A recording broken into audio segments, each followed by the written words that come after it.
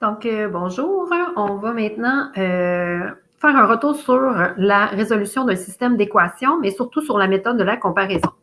Donc, il y a différentes étapes qu'on a vues en secondaire 3. Donc, premièrement, pour savoir qu'on doit utiliser un système d'équations, c'est que dans un problème, on va avoir deux inconnus.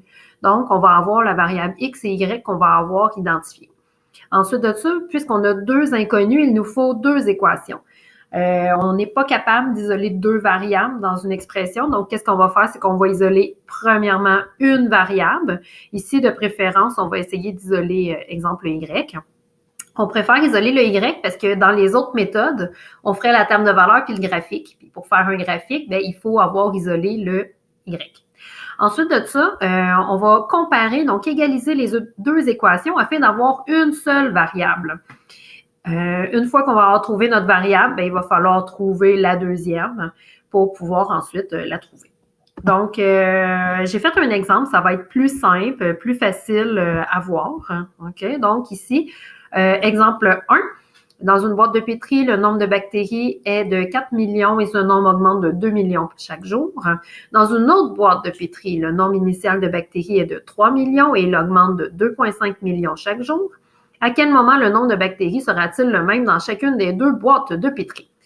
Donc, ici, on a finalement deux variables. Premièrement, à quel moment? Donc, on cherche un moment.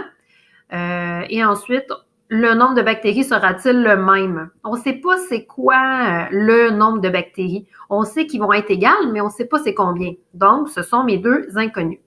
J'ai mis X, le nombre de jours, et Y, le nombre de bactéries, parce que ici, dans ma situation, c'est possible de dire que le Y dépend du X. Donc, les bactéries dépendent du nombre de jours. Donc, on part avec ça. On a nos deux inconnus. Le truc ici, souvent, les inconnus vont être dans la question. Donc, c'est en regardant la question. Dans un problème, on a souvent beaucoup d'informations. Donc, le meilleur moyen d'identifier tes inconnus, c'est en regardant comme il faut la question. Ensuite, maintenant qu'on a deux équations, deux inconnus, il nous faut deux équations aussi. Donc, ici, les équations, c'est souvent deux situations. Donc, ici, on a deux boîtes de pétri. Donc, dans d'autres problèmes, on va avoir deux factures ou deux situations qu'on veut comparer. Ensuite de ça, première boîte de pétri, il y en a 4 millions et ce nombre augmente de 2 millions chaque jour. On a affaire ici à une fonction qui est linéaire parce qu'on a une valeur de base plus un taux de variation. Donc, ça varie de 2, ça l'augmente de 2. Donc, ma première équation, 4 plus 2x. La deuxième boîte, donc, ma deuxième équation, il y a 3 millions et il augmente de 2,5 millions chaque jour. Donc, 3 étant ma valeur de base, ma valeur initiale, et 2,5 étant mon taux de variation. Ici, l'étape 3, ce serait d'isoler une variable, mais dans notre problème, c'est fun, est déjà isolée. Maintenant, on va faire ce qu'on appelle la comparaison. Donc, quand on veut comparer, c'est qu'on veut trouver on veut égaliser deux variables. Donc, ici, c'est le y qui est isolé, donc c'est le y qu'on va comparer. Mon premier y, je le remplace par 4 plus 2x, qui est ma première équation. Et mon deuxième, je le remplace par 3 plus 2,5x, qui est ma deuxième équation.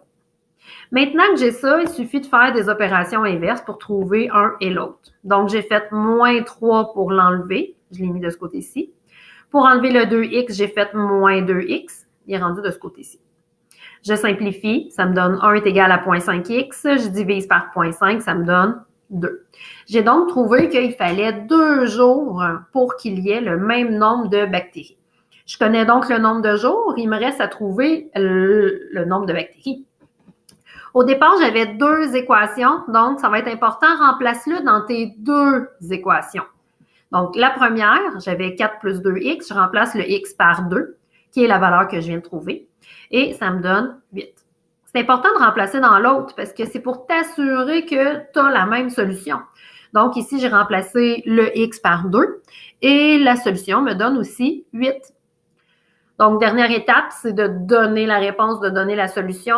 X vaut 2, Y vaut 8. Donc, mis ensemble, ça forme un point. Donc, je dis que ça forme un point, c'est important parce que oui, dans la situation qu'on a présentement, on ne s'imaginait pas trop un graphique. On avait des X, des Y, mais souvent, si on te donne un graphique, il faut que tu trouves les règles, il faut ensuite que tu compares et que tu trouves le point qui correspond au point d'intersection. Donc, ça sera important pour compléter ton travail sur la quadratique.